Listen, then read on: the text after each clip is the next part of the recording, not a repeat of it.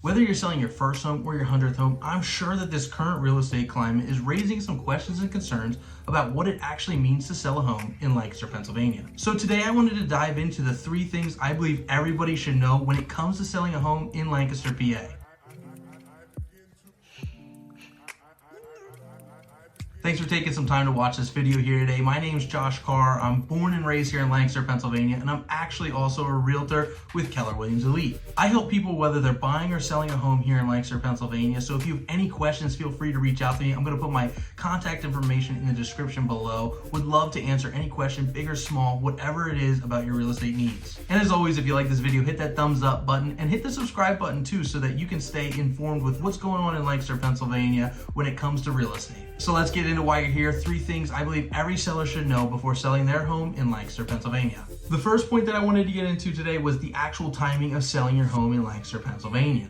Now, I had a gentleman reach out to me this past week who was thinking about selling his home here in Lidditz, and he emailed me asking me, I'm trying to sell my home in December. As we sit now, we're actually in July, and he's wondering, is it too early to get the process started? And I emailed him back saying it's not too early to start the conversation, but with the way the market moves right now, it's definitely too early to get your home listed for sale. Now, I don't know how every agent's structured, but our team structure is pretty specific, and we try to stick to this marketing model for most of the homes that we sell. The model's specific, but it's also pretty simple. The first step is for a week, we like to have the home coming soon. During this time, we're trying to gain interest on the property through online advertisement, photos, videos, just different marketing methods that we do without ever actually having anybody see the home in person. The idea is to just gain a ton of interest in the home. And then on a Friday, we like to have the home go active for showings, followed by an open house that Friday. We actually do 2 open houses for homes that we sell that if the seller wants an open house. And the first one's Friday from 4 to 6, and the second one is Sunday from 1 to 3. But why we find that this model works is on Friday, we start early with showings. Showings can start as early as 8 a.m. and they go till like 8 p.m.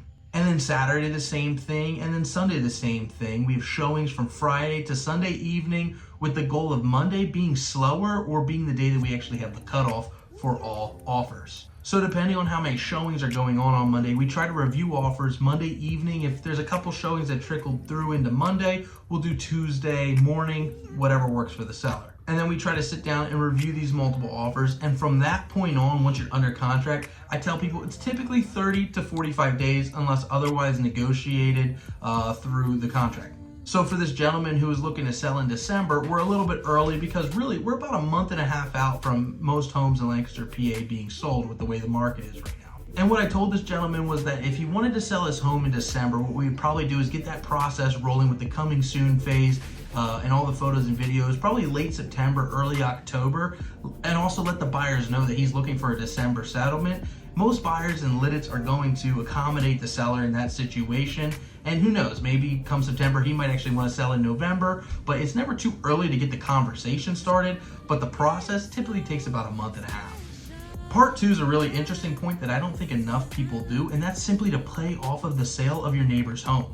We see it time and time again. Someone sells their home and inevitably 1 or 2 homes go for sale down the road. Now, that could be a couple different reasons. People see that there's a lot more equity in their home than they were planning, but this is actually a really smart move if you're considering selling your home. This is such a great time to sell your home because the one that sold in that neighborhood has built up all this interest in the neighborhood already, and you have buyers who made an offer on this home and missed out. I always tell people only one person can get the house. What that means is we can try to piggyback off of the offers and interest of that first home sale in the neighborhood. A lot of times the neighborhood is actually what sells the home. The people don't really care about the specific home as much as they care about their kids being able to go to that neighborhood or it's really close to work, those kind of things. So they're willing to make offers on any home in that neighborhood because they just want that specific community.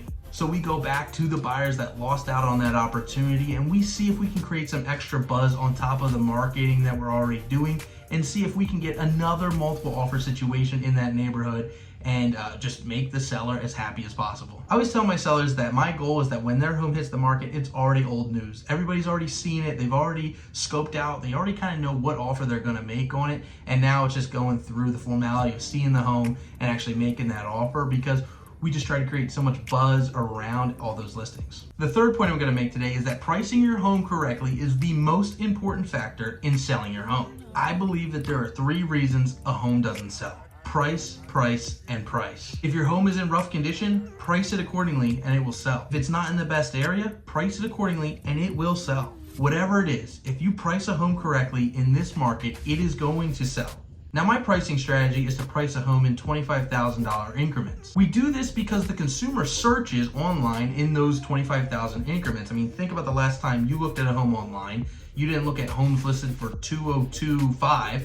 You looked for homes probably listed under $200,000. If there's a seller come to me and say that you're looking to sell your home for $300,000, my recommendation is going to be to list that home for $299,000 and $900, right under that $25,000 increment. Do this because we're trying to get the most amount of people through in the shortest amount of time possible and create a multiple offer situation. I was just talking to a gentleman who wanted to sell his home, and he actually wanted to price it higher than he knew he would get for it because he wanted to have to be beat down in that case to be able to actually sell it for a less price. I told him, so what's your goal, to be beat up or to actually sell your house? If I was in a situation where I was trying to sell my home, I'd rather price it accordingly, be able to sit down with multiple offers in front of me and pick the best one for my certain situation. If you price your home too high, chances are you might get one offer that's not good that now you kind of have to start playing with because they're the only one that's even in the game.